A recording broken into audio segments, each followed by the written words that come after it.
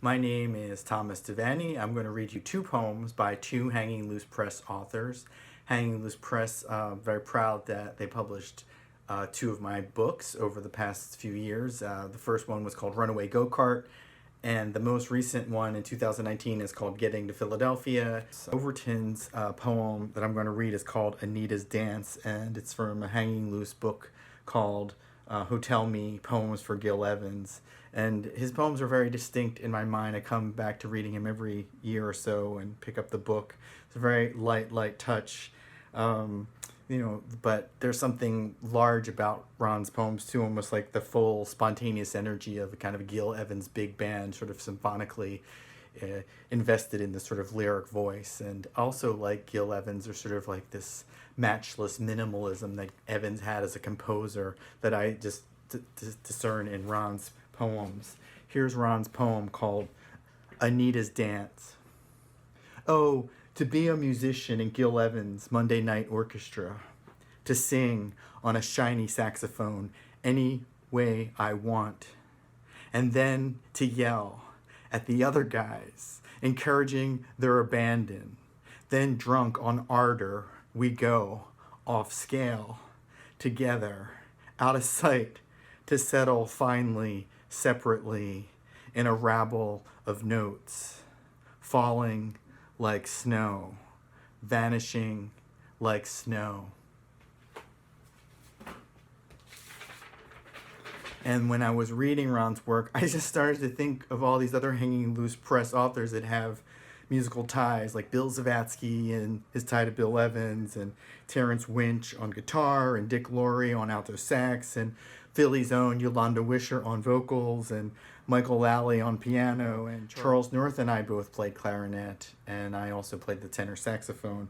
And then there is the impeccable, scrupulous Jayne Cortez, who not only wrote about musicians in her work, but her work is basically flawless when it comes to the music in the poems.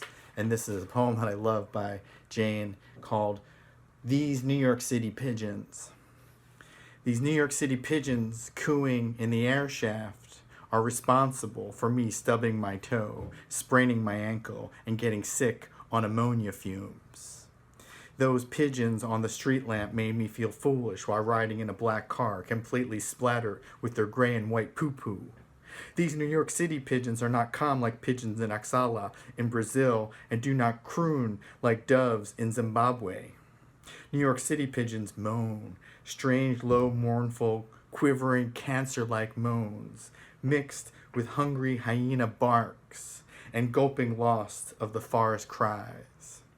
New York City pigeons are not relaxed like pigeons sunning at Marcel Duchamp's swimming pool in San Francisco. New York City pigeons are not happy like pigeons standing on the head of a woman selling bananas on street corners in Johannesburg. New York City pigeons flap viral leather fungus dust from their wings into faces, then sit on steps vocalizing and waiting for the death of humankind. New York City pigeons are not friendly like the pigeons eating flaky crescent-shaped rolls at the Hotel de Piedmont in Paris. New York City pigeons are not content like pigeons posing for photographs on arms of men in a plaza of Caracas. New York City pigeons will lounge on the ledges and murmur profanity all day. Will fight for fucking space and mating season, and shit on air conditioners, and wipe their asses on windows with big cockroaches sucking secrets in the dark. New York City pigeons roll their pearly eyes and inflate their throats and defecate on the shoulders of pedestrians. New York City pigeons have no love for crumb-throwing pigeon lovers, and no year of the pigeon is celebrated, at least not for these New York City pigeons.